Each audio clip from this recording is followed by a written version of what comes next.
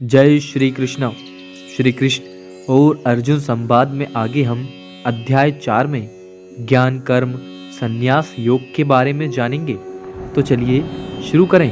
श्री भगवान ने कहा, मैंने इस अविनाशी योग विधा का उपदेश सृष्टि के आरंभ में सूर्यदेव को दिया था। सूर्यदेव ने यह उपदेश अपने पुत्र मनुष्यों के जन्मदाता मनु को दिया और मनु ने यह उपदेश अपने पुत्र राजा इक्ष्वाकु को दिया। हे परम तप अर्जुन, इस प्रकार गुरु शिष्य परंपरा से प्राप्त इस विज्ञान सहित ज्ञान को राजा ऋषियों ने विधि पूर्वक समझा, किंतु समय के प्रभाव से वह परम श्रेष्ठ विज्ञान सहित ज्ञान इस संसार से प्राय छिन्न भिन्न होकर नष्ट हो गया है। आज मेरे द्वारा वही है प्राचीन योग तुझे कहा जा रहा है, क्योंकि तू मेरा भक्त और प्रिय मित्र भी है, अतः तू आज ही इस उत्तम रहस्य को समझ सकता है। अर्जुन ने कहा, सूर्यदेव का जन्म तो सृष्टि के प्रारंभ में हुआ है और आपका जन्म तो अब हुआ है, तो फिर मैं कैसे समझूं कि सृष्टि के आरंभ में आपने ही इस योग का उपदेश दिया था। श्री भगवान ने कहा, है परम तप अर्जुन, मेरे और तेरे अनेकों जन्म हो चुके हैं। मुझे तो वह सभी जन्म याद हैं, लेकिन तुझे कुछ भी याद नहीं है। यद्यपि मैं अजन्मा और अविनाशी समस्त जीवात्माओं का स्वामी होते हुए भी अपनी महामाया को अधीन करके अपनी योग माया से प्रकट होता हूँ। हे भारत, जब भी और जहाँ भी धर्म की हानि होती है और अधर्म की वृद्धि होती है, तब मैं अपने स्वरूप को प्रकट करता हूँ। भक्तों का उद्धार करने के लिए, दुष्टों का संपूर्ण विनाश करने के लिए तथा धर्म की फिर से स्थापना करने के लिए मैं प्रत्येक युग में प्रकट होता हूँ। हे अर्जुन, मेरे जन्म और कर्म दिव्य अलौकिक हैं। इस प्रकार जो कोई वास्तविक स्वरूप से मुझे जानता है, वह शरीर को त्याग कर इस संसार में फिर से जन्म को प्राप्त नहीं होता है, बल्कि मुझे अर्थात मेरे सनातन धाम को प्राप्त होता है। आसक्ति, भय तथा क्रोध से सर्वथा मुक्त होकर, अनन्य भाव से मेरी शरणागत होकर बहुत से मनुष्य मेरे इस ज्ञान से पवित्र होकर तप द्वारा मुझे अपने भाव से मेरे भाव को प्राप्त कर चुके हैं। हे प्रथापुत्र, जो मनुष्य जिस भाव से मेरी शरण ग्रहण करता है, मैं भी उसी भाव के अनुरूप उनको फल देता हूँ। प्रत्येक मनुष्य सभी प्रकार से मेरे ही पथ का अनुगमन करते हैं। इस संसार में मनुष्य फल की इच्छा से यज्ञ करते हैं और फल की प्राप्ति के लिए वह देवताओं की पूजा करते हैं। उन मनुष्यों को उन कर्मों का फल इसी संसार में निश्चित रूप से शीघ्र ही प्राप्त हो जाता है। प्रकृति के 3 गुणों सत रज तम के आधार पर कर्म को 4 विभागों ब्राह्मण, क्षत्रिय, वैश्य और शुद्ध में तेरे द्वारा रचा गया है। इस प्रकार मानव समाज की कभी न बदलने वाली व्यवस्था का कर्ता होने पर भी तू मुझे अकर्ता ही समझ। कर्म के फल में मेरी आसक्ति न होने के कारण कर्म मेरे लिए बंधन उत्पन्न नहीं कर पाते हैं। इस प्रकार से जो मुझे जान लेता है, उस मनुष्य के कर्म भी उसके लिए कभी बंधन उत्पन्न नहीं करते हैं। पूर्व समय में भी सभी प्रकार के कर्म बंधन से मुक्त होने की इच्छा वाले मनुष्यों ने मेरी इस दिव्य प्रकृति को समझकर कर्तव्य कर्म करके मोक्ष की प्राप्ति की। इसलिए तू भी उन्हीं का अनुसरण करके अपने कर्तव्य का पालन कर। कर्म क्या है और अकर्म क्या है, इस विषय में बड़े से बड़े बुद्धिमान मनुष्य भी मोहग्रस्त रहते हैं। इसलिए उन कर्म को मैं तुझे भली भांति समझा कर कहता हूँ, जिसे जानकर तू संसार के कर्म बंधन से मुक्त हो सकेगा। कर्म को भी समझना चाहिए तथा अकर्म को भी समझना चाहिए और विकर्म को भी समझना चाहिए, क्योंकि कर्म की सूक्ष्मता को समझना अत्यंत कठिन है। जो मनुष्य कर्म में अकर्म शरीर को कर्ता न समझकर आत्मा को कर्ता देखता है, और जो मनुष्य अकर्म से कर्म आत्मा को कर्ता न समझकर प्रकृति को कर्ता देखता है, वह मनुष्यों में बुद्धिमान है। और वह मनुष्य समस्त कर्मों को करते हुए भी सांसारिक कर्म फलों से मुक्त रहता है। जिस मनुष्य के निश्चय किए हुए सभी कार्य बिना फल की इच्छा के पूरी लगन से संपन्न होते हैं तथा जिसके सभी कर्म ज्ञान रूपी अग्नि में भस्म हो गए हैं, बुद्धिमान लोग उस महापुरुष को पूर्ण ज्ञानी कहते हैं।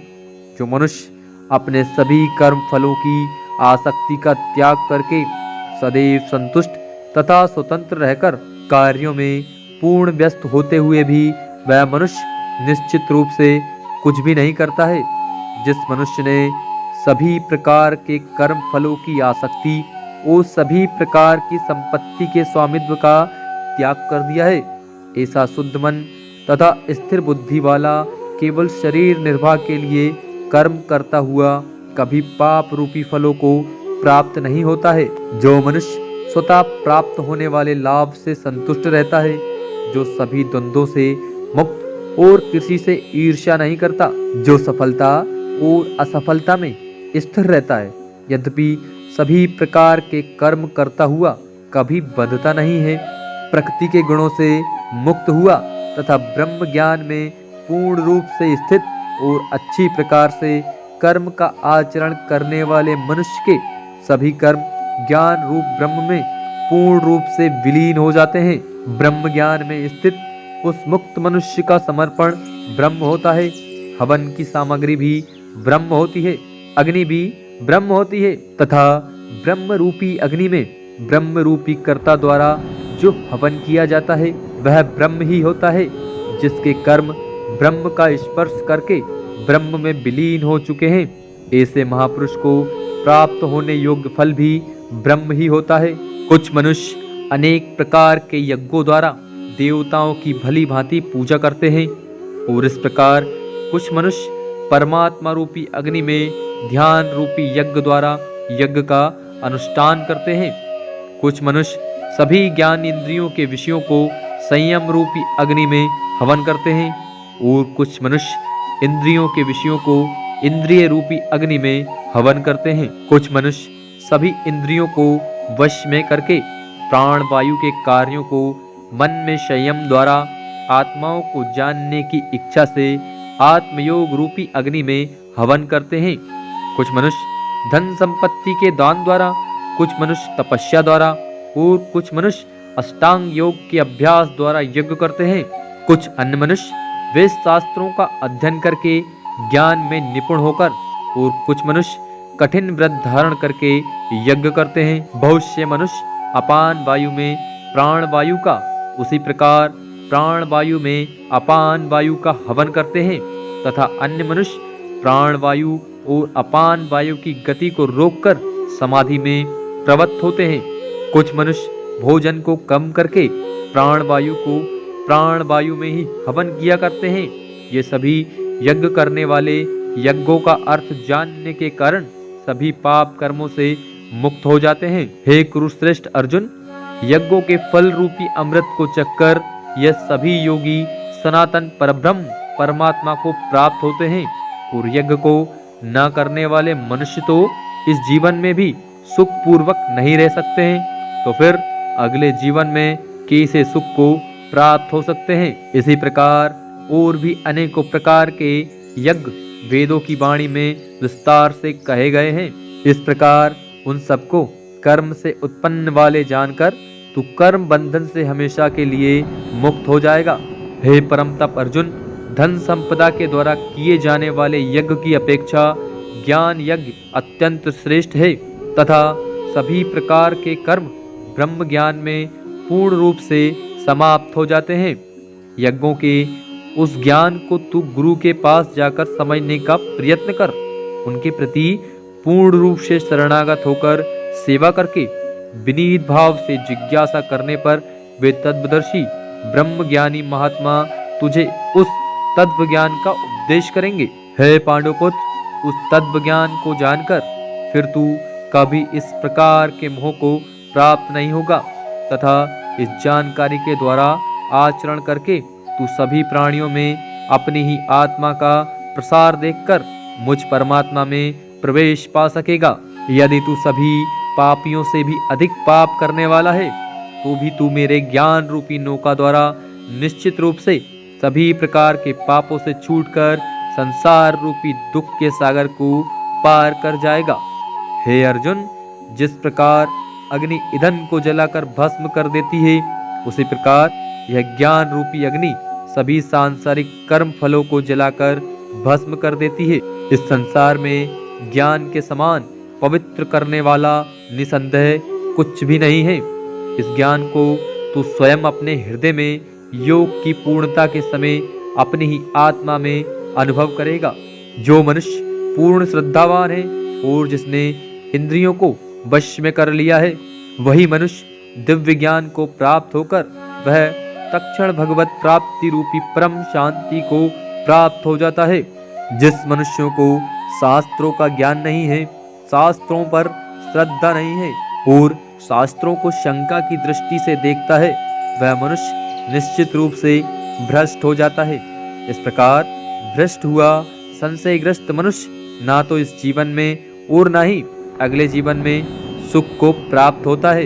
हे धनंजय, जिस मनुष्य ने अपने समस्त कर्म के फलों का त्याग कर दिया है और जिसके दिव्य ज्ञान द्वारा समस्त संशय मिट गए हैं, ऐसे आत्मपरायण मनुष्य को कर्म कभी नहीं बांधते हैं। अतः हे भरतवंशी अर्जुन, तू अपने हृदय में स्थित इस अज्ञान से उत्पन्न अपने संशय को ज्ञान रूपी शस्त्र से काट और योग में स्थित होकर युद्ध के लिए खड़ा हो जा। इस प्रकार उपनिषद, ब्रह्म विद्या तथा योग शास्त्र रूप श्रीमद् भगवद गीता के श्री कृष्ण अर्जुन संवाद में दिव्य ज्ञान योग नाम का चौथा अध्याय संपूर्ण हुआ।